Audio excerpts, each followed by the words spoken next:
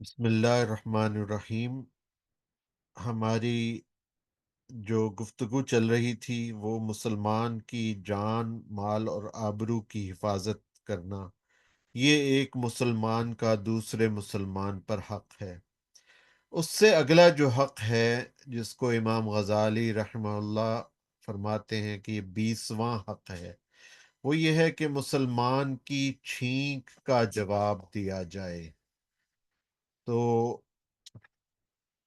اس میں یہ ہے کہ اس سے بہت سارے پہلو نکلتے ہیں۔ پہلا یہ ہے کہ چھینک اگر کسی کو آتی ہے تو پہلا جو شخص ہے وہ اللہ تعالی کا شکر ادا کرے گا۔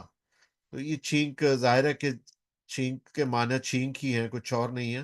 البتہ اس سے یہ سبق نکلتا ہے کہ انسان کے ساتھ جو کچھ بھی پیش آئے وہ اس پہ الحمدللہ علی کل حال کہے، اللہ تعالیٰ کا شکر ادا کرے۔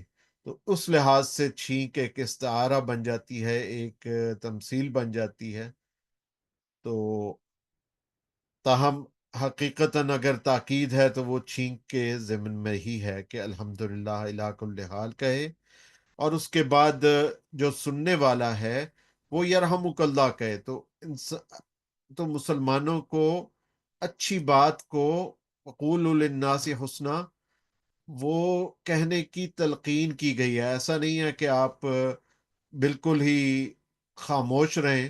خاموش رہنا اپنی جگہ بہت اچھی بات ہے، لیکن اچھی بات کہنا وہ اس سے بھی اچھا ہے۔ وَمَنْ أَحْسَنُ قَوْلًا مِّمَّنْ دَعَا إِلَى اللَّهِ وَعَمِلَ صَالِحًا، کہ اس سے بہتر کس کا قول ہوگا کہ جو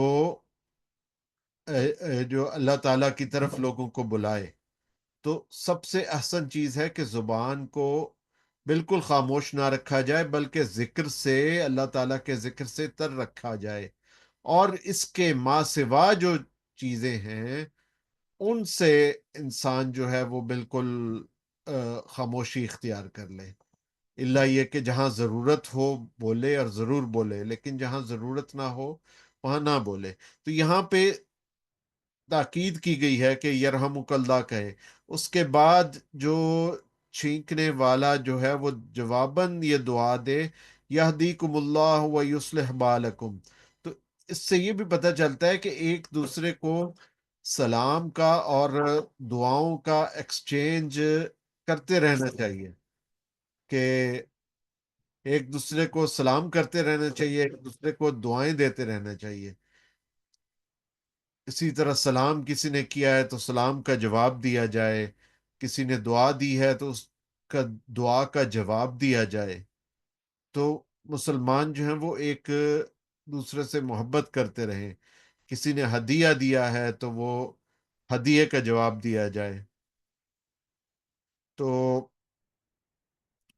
پھر اس کی ایک حد بھی متعین ہے۔ امام صاحب کہتے ہیں کہ یہ 3 دفعہ تو ہے، وہ یہ ہے کہ وہ الحمدللہ یرحمکم اللہ یہدیکم اللہ 3 دفعہ کہہ دیا، الحمدللہ یرحمکم اللہ یہدیکم اللہ، اور پھر تیسری دفعہ الحمدللہ علی کل حال یہدیکم اللہ یصلح بالکم، اور یعنی یرحمک اللہ اور یہدیکم اللہ یصلح بالکم۔ تو یہ اس کے بعد اگر چوتھی دفعہ بھی آ گئی ہے، یہ ابو داؤد کی حدیث ہے کہ ایک شخص کو چوتھی دفعہ چھینک آ گئی، تو اس کے بعد حضور صلی اللہ علیہ وسلم نے اس کے بعد منع کر دیا کہ اپنے بھائی کی چھینک کا جواب 3 مرتبہ دے۔ اگر وہ 3 مرتبہ سے زائد چھینکے تو جواب دینے کی ضرورت نہیں ہے۔ اس صورت میں وہ زکام کا مریض ہے، فہو زکام۔ تو یعنی ایسا نہیں ہے کہ جی اب یہ بار بار ہی انسان کرتا رہے۔ انسان کو تکلیف میں مبتلا کرنا یہ بھی شریعت کی جو ہے وہ شریعت کا منشا نہیں ہے۔ تو اس طرح ہے کہ اشمتہ اخاک سلاسن فإن زادہ فہو زکام۔ ایک تو یہ حدیث ہے، پھر اس کے علاوہ ہے کہ ایک چنانچہ ایک مرتبہ آپ نے ایک چھینکنے والے کو 3 دفعہ جواب دیا تو اس نے چوتھی بار چھینکا تو آپ صلی اللہ علیہ وآلہ وسلم نے فرمایا انکا مزکوم، کہ تجھے تو زکام ہو گیا ہے۔ اور اس حدیث کے راوی ہیں سلمہ ابن الاکوع رضی اللہ تعالیٰ عنہ۔ چھینکنے کا ادب یہ ہے، اب یہاں پہ یہ ہے کہ یہ جو گورے ہیں جو غیر مسلم ہیں وہ اس چیز کی زیادہ اس سنت پہ عمل کرتے ہیں کہ چھینکنے کا ادب یہ ہے کہ پست آواز میں چھینکے، اور چھینکنے کے وقت اپنے منہ پر ہاتھ رکھ لے یا کپڑے سے چہرہ ڈھانپ لے۔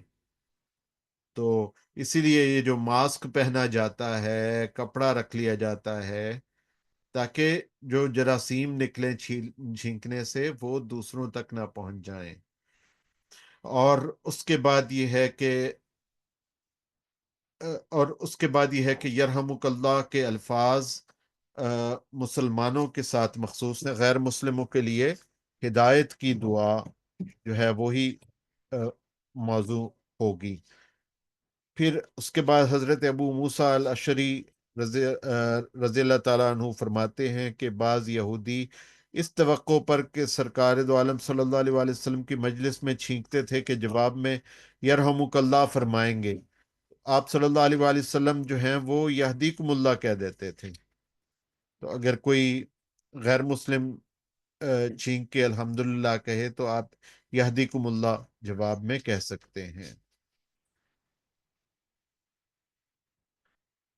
تو اللہ تعالی ہمیں جو ہے وہ عمل کی توفیق عطا فرمائے کہ ہم نیک دعاؤں کا تبادلہ ایک دوسرے کے ساتھ کرتے رہیں۔